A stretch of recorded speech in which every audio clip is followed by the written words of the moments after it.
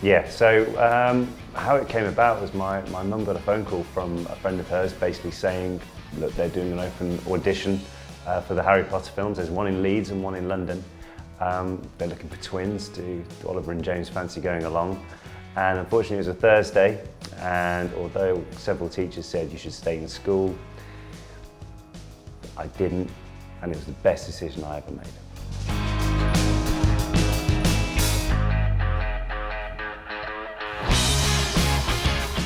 We spoke about Villa quite a bit actually, more in the hair and makeup rooms when you'd be getting prosthetics put on, especially in the later films. My character lost an ear, so I'd be in the prosthetic chair for about an hour each morning, and while you're there you'd be speaking with like Brendan or Brendan once actually about it, but Domhnall as well. Actually Domhnall and I went to see Villa play West Ham away one game. Unfortunately we rushed to leave from filming to get there, so I still had my prosthetic fake missing ear there, and I think, if I remember rightly, Domhnall still had his wolf scars on his face, so it was quite easy to get a seat on the tube going there.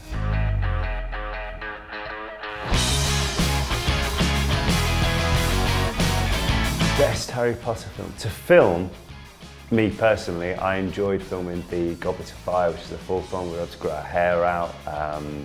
Yeah, probably the fourth film.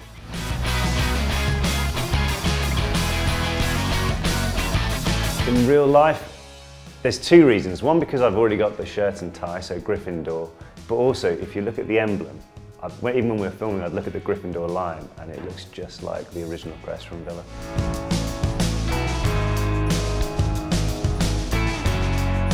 My support for Villa came about really when, I suppose, my dad took my brother to watch Birmingham City, and my granddad was a long-time season ticket holder at Villa. So really, I just fell into it that way. That my granddad supported them from Sutton Coldfield, which is the more Villa part of the city. And this is like the early 90s, so Villa were always pressing up there as well with some great players. I remember the first player I saw out and about was Dean Saunders when he had a bit of a mullet going on at the time. But yeah, he was an icon at that time for me. Favourite ever player for Villa? Who I've seen, Oliver Phelps, just an absolute rock at the back who you could always guarantee would give 110%.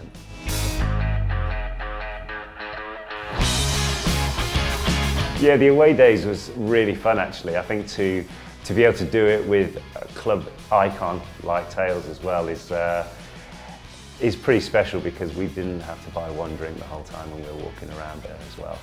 And the crowd was so into it, and obviously Villa getting a good win away at Rotherham, which was a real peak actually as well for us to make sure that the filming looked really good as well to get a win.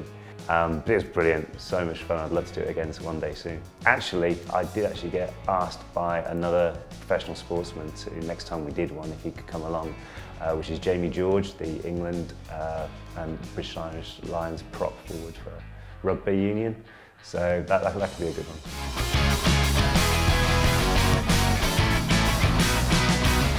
I play on FIFA. I wouldn't say I play too much anymore. When I do, it's always in defence. I suppose that's why, growing up, looking at people like Mel Berg, McGrath, obviously my first shirt I ever had his number on the back. So I think that's probably where that comes from.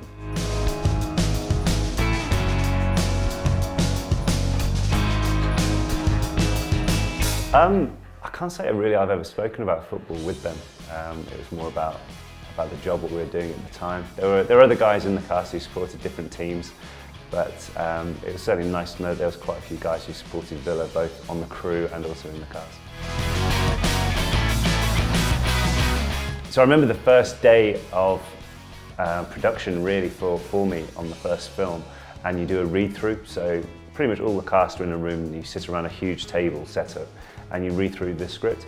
And sitting next to me was Rick Mail, who growing up was just an absolute comedy legend for me. I grew up watching Bottom and The Young Ones, and to sit next to him and actually have a laugh with him proved that sometimes you can meet your heroes and not be disappointed.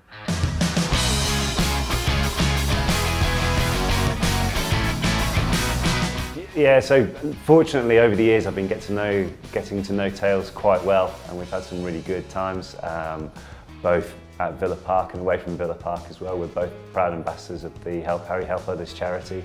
And we get on really well. He's a really good guy, Tayls, and a credit to this club to have on board as well.